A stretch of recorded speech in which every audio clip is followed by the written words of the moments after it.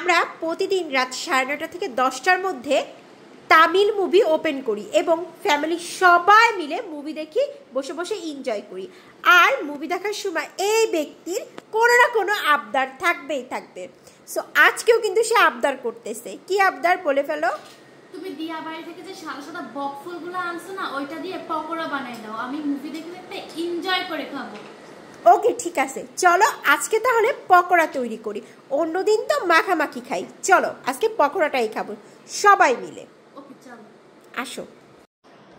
বকফুলের main হচ্ছে এই ভিতরের এটা ফেলে দিতে হবে। ফেলে দিয়ে আমি এই পাত্রে রাখবো। এই যে মধ্যিকটা একদম ফেলে দিতে হবে। এই বকফুলের পাকোড়া কিন্তু আমি লাইফের এই ফার্স্ট টাইম খাবো, যদিও বাসার ভিতরে আমার আম্মু নাকি আগে 2-3 বার খেয়েছে। আর সেটা খেয়েছে হচ্ছে কোথায় জানি গিয়েছিল ঘুরতে বাবার সাথে, তখন খেয়েছে 300 ফিটে যেয়ে। আর আমরা বাসার সবাই মিলে ফার্স্ট টাইম ট্রাই করব। এটার ভিতরটা পরিষ্কারই আছে, জাস্ট এখান থেকে একটু ফেলে নিলাম। এভাবে প্রত্যেকটা বকফুলগুলো আমরা পরিষ্কার করে নিব। আমার বকফুলগুলো খুব সুন্দর করে ধুয়ে পরিষ্কার করা হয়ে গেছে। এখন একটু আমি পানি ঝরাতে দিছি। এই পর্যায়ে আমি একটা ব্যাটার তৈরি করে নিব।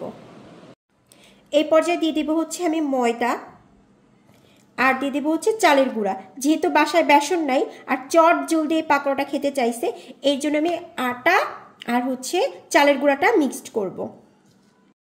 এখন দেব মরিচের গুঁড়া। স্পাইসি করার জন্য একটু মরিচের গুঁড়া দিয়ে দিলাম আধা চামচ। আদা, রসুন এবং জিরার পেস্ট দিয়ে দিব 1 চামচ। এখন দিয়ে দিব হাফ চামচ লবণের গুঁড়া, সামান্য পরিমাণের হলুদের গুঁড়া, একদম সামান্য পরিমাণের।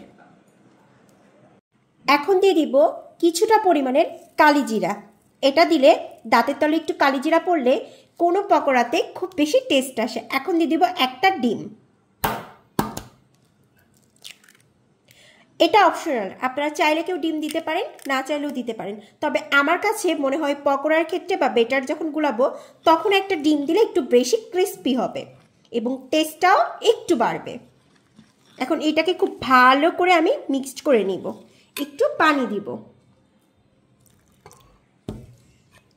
পানি দিয়ে খুব ভালো করে বেটারটা মিক্সড করে নিব।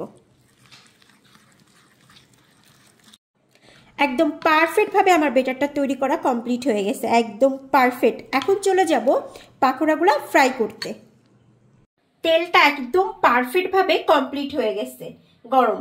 এখন আমি এটা এরকম করে করে নিয়ে খুব সুন্দর করে মাখিয়ে, রাইট নাও হচ্ছে আমরা যেভাবে বেগুন ভাজি আর কি ওই টাইপের এভাবে ছেড়ে দিব একটা একটা করে তেলের উপরে। আমি কিন্তু বরাবরই সবসময় কুমড়োর ফুলটা এইভাবে পাকোড়া বানায় খেয়েছি এবং কুমড়োর ফুলটা কিন্তু আমার কাছে খুব ফেভারিট লাগে, খুবই ভালো লাগে। বাট এটাই ফার্স্ট টাইমই হচ্ছে আমি পকোড়া বানাচ্ছি, ইভেন খাবো ফার্স্ট টাইম। দেখা যাক টেস্টটা কেমন লাগে। আমার এই পিঠ খুব ভালো করে ভাজা হয়ে গেছে, এখন ও পিঠ ভাজবো, উল্টে পাল্টে দিচ্ছে আর কি। বা স্মেলটাও কিন্তু খুব ভালো আসতেছে, তাই না মেহজাবিন? হ্যাঁ, মেহজাবিন বলতেছে যে মামুনি কিন্তু খুব সুন্দর একটা স্মেল আসতেছে। দেখা যাক কিরকম লাগে টেস্ট। একবারে মচমচে করে ভাজা কমপ্লিট হয়ে গেছে, এখন আমি উঠিয়ে নিচ্ছি।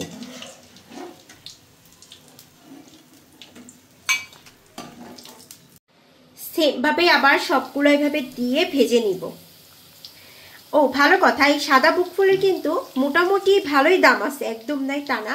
আমি এই কটা বকফুল নিয়ে আসছিলাম 60 টাকা দিয়ে। আর আপনারা এই বকফুলটা একদম সহজে পেয়ে যাবেন দিয়াবাড়ির বউবাজারে।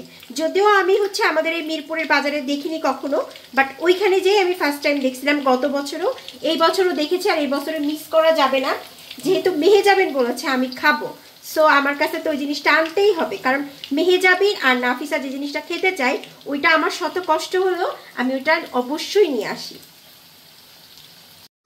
আমার এই পিঠ ভাজা হয়ে গেছে, এখন আমি ও পিঠটা করবো। আর আমি একটু কড়া কড়া করে ভেজে নিচ্ছি, কারণ পাকোড়া জিনিসটা একটু কড়া করে ভাজলে মজা লাগে। আবার যেন পুরাই ফেলায় না আপনারা কড়া করতে যেয়ে। সো মেহেজাবিন একদিন এই কাজটা করেছিল, তার জন্য বললাম। বাট আমি আবার একদম পারফেক্টভাবে করি সব কিছু। একদমই আমার ভাজাটা কমপ্লিট হয়ে গেছে। এখন ফার্স্টে মেহেজাবিনকে দিয়ে ট্রাই করাবো তারপরে আমি ট্রাই করব, কারণ মেহেজাবিন বলেছে মুভি দেখতে দেখতে আজকে সে বকফুলের পকোড়া খাবে। যাই, নিয়ে যাই এখন মেহেজাবিনের কাছে। একদম পারফেক্টভাবে রেডি আপনার পকোড়া, নিন। এখন খেয়ে আমাকে জানান কেমন হয়েছে। বিসমিল্লাহ। কেমন লাগছে? অনেক মজা লাগতেছে, ক্রিস্পি ক্রিস্পি, অনেক মজা লাগতেছে। এখন তাহলে তোমার নানিকে টেস্ট করাই। তোমার নানি নাকি অনেক বছর আগে খাইছে, সো এখন কেমন লাগতেছে সেটা শুনি। দাও, বাটিটা দাও, তোমার নানুর কাছে নিয়ে যাই। আম্মু দেখো তো টেস্ট করে কেমন হয়েছে। ছোট আম্মু নেও একটা। আপনি আবার চিকেন ভেবেন না, এমনি তো আপনি লস করেছেন। নাও নাও খাও, এটা হচ্ছে পকোড়া। কেমন লাগতেছে? বহুত বছর পরে খাইলাম, খুব ভালো লাগতেছে। Thank you. ভালো আছে সত্যি? সত্যি একটু ক্রিস্পি ক্রিস্পিও লাগে। তাই একটু ক্রিস্পি ক্রিস্পিও লাগতেছে। আপনারা চাইলে এখন হচ্ছে এই বকফুলের সিজন অবশ্যই ট্রাই করতে পারেন সেমভাবে। আজকের ব্লগটি এই পর্যন্ত। কি, আল্লাহ হাফেজ।